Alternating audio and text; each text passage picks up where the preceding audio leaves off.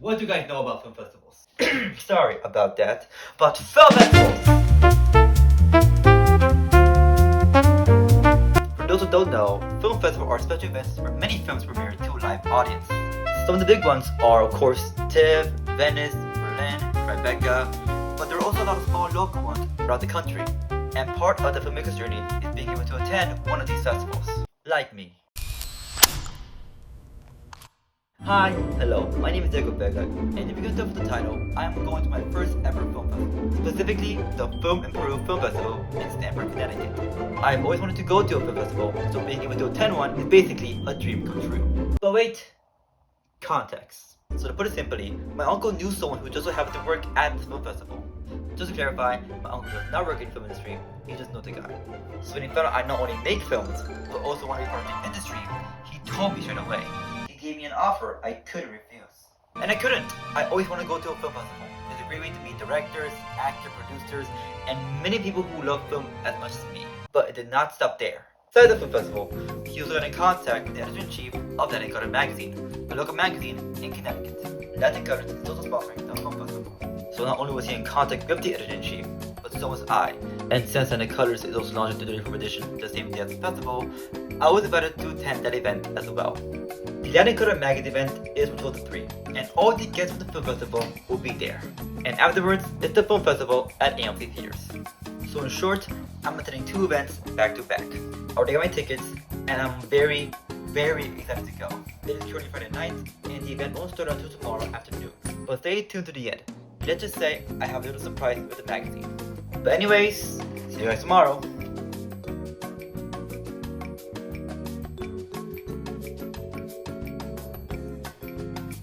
Fit check. And a very quick one, because I'm leaving in like 10 minutes. I got my nice shirt on, my jeans, my fancy shoes, if you can't see them. My hair is a bit wet in the shower, but they'll air it out, okay? I'm not worried about it. In a few minutes, my uncle's gonna pick me up from my house to drive me to Stanford to do events. That's when the entire day to prepare myself, eating good breakfast, having a nice sleep, showering, if you can tell. And I'm really excited, guys. I really am, okay? It's my first film festival, and I can't wait to see it all and show you guys what it looks like. Let's go!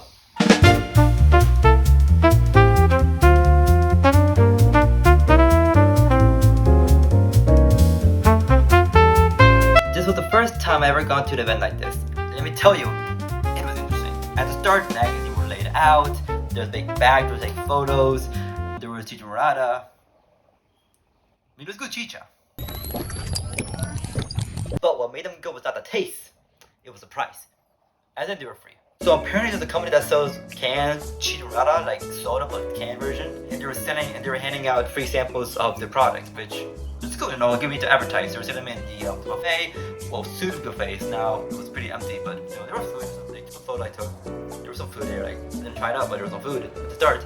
And you know, I tried it out. It was okay, not the best cheese, but it was free. I'll take free stuff any day.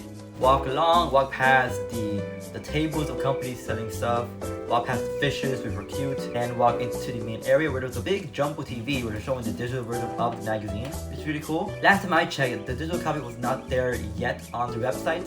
Hopefully when this video comes out, it can be, so hoping that does happen. But as of now, it's only on paper, so yeah. So by now you're probably realized I didn't vlog as much in the event as you or even I would have thought, so I thought it was about the entire thing.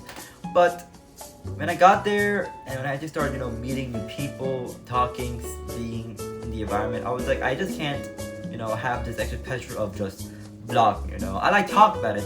Hopefully I do vlog, an event like this one day, but for the first time I just want to experience it, talk to people. I don't want to worry about like getting the perfect shot. I just want to talk to new people and meet people, which I did. Now, meeting a celebrity, even a local one, is an experience that will blow people away. It also blew my hair away, which is why I will look different for the rest of the video.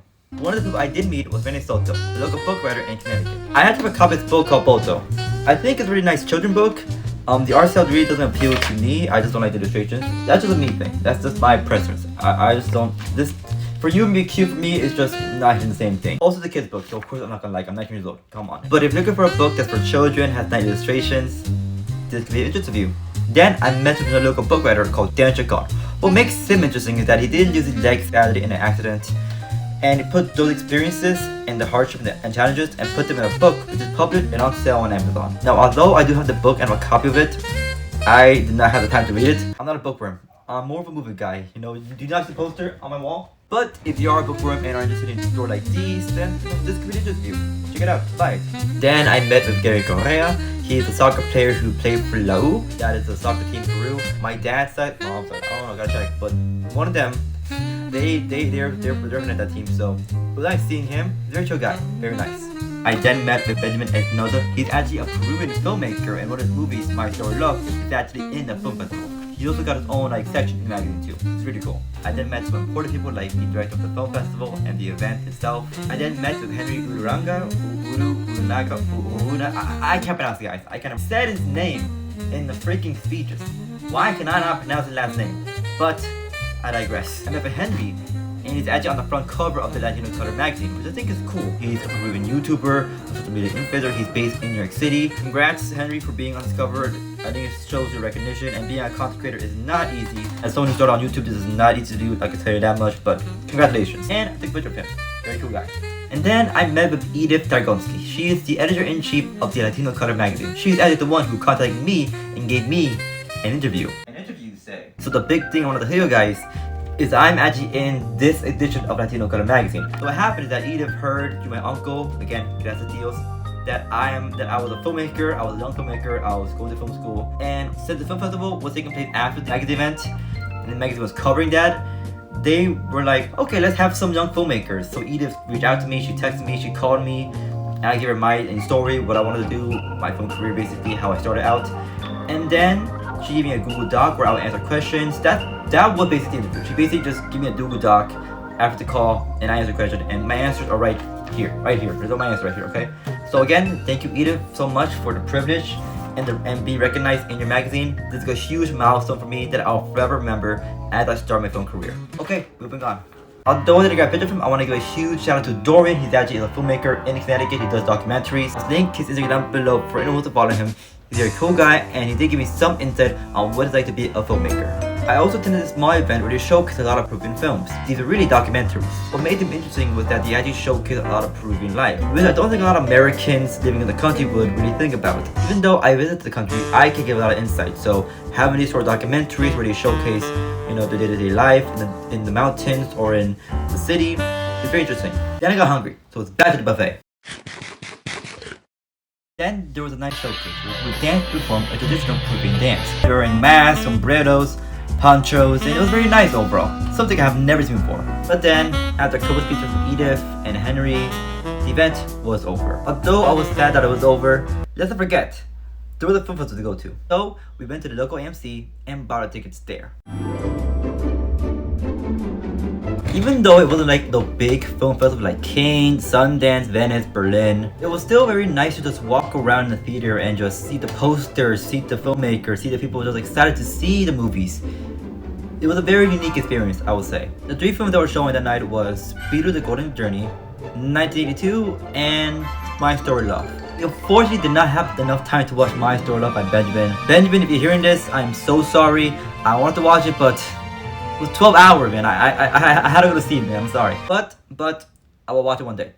Don't worry. You see, I'm a believer that movies, the great ones, are one that are reflections of society and the problems and how they impacted the filmmakers and the crew around them. You see, seeing these films, 1982 and Peru did, maybe understand the problems in Peru. 1982 was a lot of talk about terrorism, communism, political parties, and being ousted for believing in a different economic system. The film basically was following around a father who was framed and had to leave the country or had to leave the town, I don't know, but he was in trouble for just believing or following a different political party that was in capitalism. And Peru, the Golden Journey, it was a lot about indigenous community trying to stop corporations from exploiting them, trying to stop them from taking their land, talk about problems in Peru that not many people could see or imagine. So seeing these films is not only good for a filmmaker and an audience member to have, but also a good way for us to understand problems around the world. Final thoughts, I had a terrific time attending both the magazine event and the film festival. Granted, I was dead tired, but it was such a great experience to talk with artists, filmmakers, politicians, directors. It was just a great day overall, and I can't wait to attend more festivals and events like this down the line. And with that, the video is now concluded. If you like my channel, please like, subscribe so you don't miss out on anything. We do a lot of good stuff here, like movie reviews. We're starting my college journey, which is going to start pretty soon. And overall, anything to help the channel out. So with that, I gotta head out. Stay safe, stay healthy. Bye bye.